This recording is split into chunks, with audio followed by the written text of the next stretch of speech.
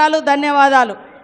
Congress party అధికారంలోకి రావడానికి అడుగడుగున కష్టపడి పనిచేసిన మీరందరూ కూడా ఈరోజు కాంగ్రెస్ ప్రభుత్వం మన సీఎం రేవంత్ రెడ్డి గారి ఆధ్వర్యంలో తీసుకుంటున్నటువంటి గొప్ప నిర్ణయాలను, గొప్ప గొప్ప పథకాలను ప్రతి పల్లెకు, ప్రతి గుడిసెకు, ప్రతి పేదవారికి చేర్పించడం కోసం మరి అందరూ కూడా కృషి చేయాల్సిన అవసరం ఉందని ఈ సందర్భంగా తెలియజేస్తా ఉన్నాను. ఇవాళ ప్రజల సంతోషం పాలకుడి కళ్ళల్లో కనిపిస్తుంది. పాలకులు ఎప్పుడు సంతోషంగా ఉంటారంటే ప్రజలు సంతోషంగా ఉన్నప్పుడు. ఆ ప్రజలు ఎప్పుడు సంతోషంగా ఉంటారంటే వాళ్లకు కష్టాలు, కన్నీళ్ళు, ఇబ్బందులు వచ్చినప్పుడు మరి ఈ ప్రభుత్వం నేనున్నా అని అభయహస్తం ఇచ్చేటువంటి ప్రభుత్వం ఇందిరమ్మ ప్రభుత్వం. కాబట్టి ఆ రోజు ఎన్నికల ముందు మనం ఇచ్చినటువంటి అనేక గ్యారంటీ స్కీమ్స్, 6 గ్యారంటీ స్కీమ్స్ ఏవైతే ఉన్నాయో అవి అమలు కావని రకరకాల తప్పుడు ప్రచారాలు చేసిరు బీఆర్ఎస్ వాళ్ళు. ఇప్పటికి కూడా చేస్తూనే ఉన్నారు. అయ్యా అధికారంలోకి వచ్చిన మేమందరం మంత్రివర్గంలో 7వ తారీఖు నాడు ప్రమాణం చేసి మరి 9వ తారీఖు నాడు డిసెంబర్ 9 నుంచి మహిళలందరికీ కూడా ఉచితంగా బస్సు ప్రయాణం ఇచ్చి పేద కుటుంబాలకు ఆర్థిక భారాన్ని తగ్గించింది కాంగ్రెస్ ప్రభుత్వం, ఇందిరమ్మ ప్రభుత్వం, సోనియమ్మ నాయకత్వంలో. మరి అదేవిధంగా ఇవాళ టీఆర్ఎస్ బీజేపీ పాలనలో మరి 1200, 1300 ఉన్నటువంటి గ్యాస్ సిలిండర్ ధరను 500కే గ్యాస్ సిలిండర్ ఇస్తున్నాం. అదేవిధంగా ఈ బీఆర్ఎస్ పాలనలో 1-2 బుగ్గలు, 1 ఫ్యాను, 1 గుడిసె ఉంటే వేలాది కరెంటు బిల్లులు వేసి కరెంటు బిల్లు కట్టకుంటే ఆ యొక్క కరెంటు కట్ చేసినటువంటి పరిస్థితి గుడిసెలలో. కానీ అలాంటి వాళ్ళందరికీ ఇవాళ 0 బిల్లు వచ్చి ఆర్థిక భారం లేకుండా 200 యూనిట్లను కాంగ్రెస్ పార్టీ ఇస్తుంది. ఇది మన యొక్క గ్యారంటీ. కాంగ్రెస్ అంటేనే చెప్పిందే చేస్తాం, చేయగలిగేదే చెప్తాం. అది కాంగ్రెస్ గ్యారంటీ అని కూడా ఈ సందర్భంగా తెలియజేస్తా ఉన్నాను. టీఆర్ఎస్ పాలనలో, బీజేపీ పాలనలో 10 సంవత్సరాలు అనేక మంది యువకులు ఉద్యోగాలు రాక, ఉపాధి లేక, రోజు ఇవాళ ఉద్యోగం ఇస్తాం, రేపు నోటిఫికేషన్ ఇస్తామని ఆశల పల్లకిలో ముంచి కోచింగ్ సెంటర్ల చుట్టూ తిప్పిర్రు. కానీ కాంగ్రెస్ ప్రభుత్వం వచ్చిన వెంటనే దాదాపుగా 30,000 జాబ్స్ ఈ రోజు వరకు ఇవ్వడం జరిగింది. ఇట్లాంటి ఉద్యోగాలు ఇస్తుంటే టీఆర్ఎస్ నాయకులకు నిద్ర పడతలేదు, బీజేపీ నాయకులకు నిద్ర పడతలేదు. ఎందుకంటే కాంగ్రెస్ పార్టీ ప్రజల కలలను నిజం చేస్తుంది. అదే బీఆర్ఎస్ పార్టీ 10 సంవత్సరాల కాలంలో 7 లక్షల కోట్ల అప్పులు చేసింది.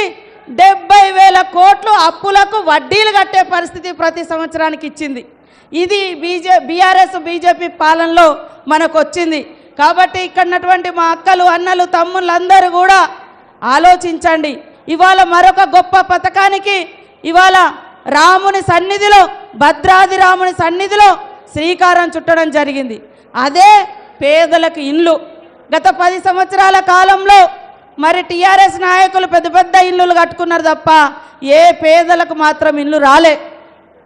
ఈరోజు ఇంత అప్పులున్నా ప్రతి సంవత్సరం మరి తెచ్చిన అప్పులకు 70,000 కోట్ల రూపాయల వడ్డీ కట్టాల్సినటువంటి భారం ఉన్న కాంగ్రెస్ ప్రభుత్వం మీద ఇవాళ ప్రజల కళ్ళల్లో ఆనందం చూడాలి, ప్రజలు నిల్వ నీడనివ్వాలి, ఉపాధి దొరకాలని ఇవాళ 5 లక్షలతోటి ఇందిరమ్మ ఇండ్ల పథకం కూడా మన ఇవాళ భద్రాద్రి కొత్తగూడెంలోని మరి భద్రాద్రి రాముని సన్నిధిలో సీఎం రేవంత్ రెడ్డి గారి ఆధ్వర్యంలో మనం అందరం కూడా ఓపెన్ చేసుకోవడం, ప్రారంభించుకోవడం జరిగింది. కాబట్టి ఇక్కడటువంటి ప్రజలు ఆలోచించాలి. ఇవాళ కాంగ్రెస్ అంటేనే పేదల పార్టీ, బీదల పార్టీ, మహిళల పార్టీ, యువకుల పార్టీ, అట్టడుగు వర్గాల, దళిత, గిరిజన, మహిళా, మైనార్టీ వర్గాల పార్టీ కాంగ్రెస్ పార్టీ. ఇందిరమ్మ పాలన దీన్ని చూసి సహించలేక ఇవాళ రకరకాల తప్పుడు కూతలు కూస్తున్నారు. ఇవాళ మరి సీఎం రేవంత్ రెడ్డి గారిని కనీసం గౌరవం ఇవ్వకుండా ఇష్టానుసారంగా కేటీఆర్ అంటే మరి ఏం పేరో మీకు తెలుసు, అది ఎవరి పేరు. ఇవాళ సీఎం రేవంత్ రెడ్డిని పట్టుకొని మరి వాళ్ళ బూట్లు వీళ్ళ బూట్లు అని తప్పుడు కూతలు కూస్తున్న కేటీఆర్, నీ పేరు ఎవరి పేరో చెప్పవయ్యా తారక రామారావు గారు. నువ్వు ఎవరి పేరు పెట్టుకున్నావో చెప్పు. ఇవాళ నీ తండ్రి ఎవరి బూట్లు నాకు ఎదిగొచ్చిండో చెప్పు.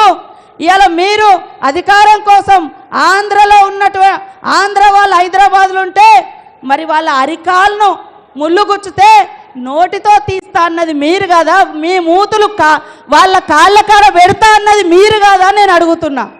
కానీ ఇవాళ మేము ఒక రాజకీయ పార్టీగా రాజకీయంగానే ఉన్నాం తప్ప మీలాగా అవసరాలకు ఒక మాట, అవసరాలు తీరిన తర్వాత ఒక మాట మాట్లాడే పార్టీ కాంగ్రెస్ కాదు, కాంగ్రెస్ నాయకత్వం కాదు అనేటువంటి విషయాన్ని కూడా గుర్తుపెట్టుకోవాలని తెలియజేస్తా ఉన్నాను.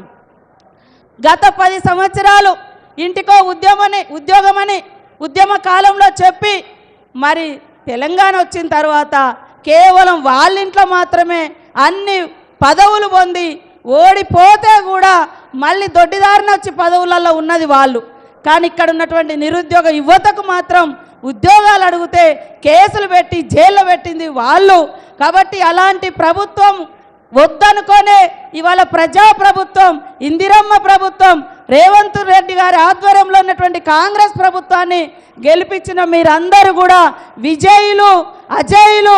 రాబోయేటువంటి ఎంపీ ఎలక్షన్లో కూడా మన సోదరుడు బోలాశంకరుడు, వాస్తవానికి బోలాశంకరుడు మా ఇద్దరిది పక్క ఊరే, పక్క 2 కిలోమీటర్లే. ఆయన అధికారంలో ఉన్నప్పుడు ప్రతి ఊరికి ఇవాళ ఏరియా హాస్పిటళ్ళు, బ్రిడ్జీలు, రోడ్లు, అంగన్వాడీ స్కూళ్ళు, model schools, Kasturba schools, Eklavya schools అన్నీ కూడా అప్పుడు సోనియమ్మ నాయకత్వంలో బలరాం నాయక్ గారు కేంద్ర మంత్రిగా ఉన్నప్పుడు తీసుకొచ్చినటువంటి విషయం మర్చిపోవద్దని తెలియజేస్తూ చేతి గుర్తుకు ఓటేసి ఈ ప్రభుత్వాన్ని మరింత బలోపేతం చేయాలని కోరుకుంటూ అందరికీ నమస్కారాలు. జై కాంగ్రెస్, జై కాంగ్రెస్, జై సోనియమ్మ, జై మల్లికార్జున్ ఖర్గే, జై రాహుల్ గాంధీ, జై రేవంత్ రెడ్డి, జై కాంగ్రెస్.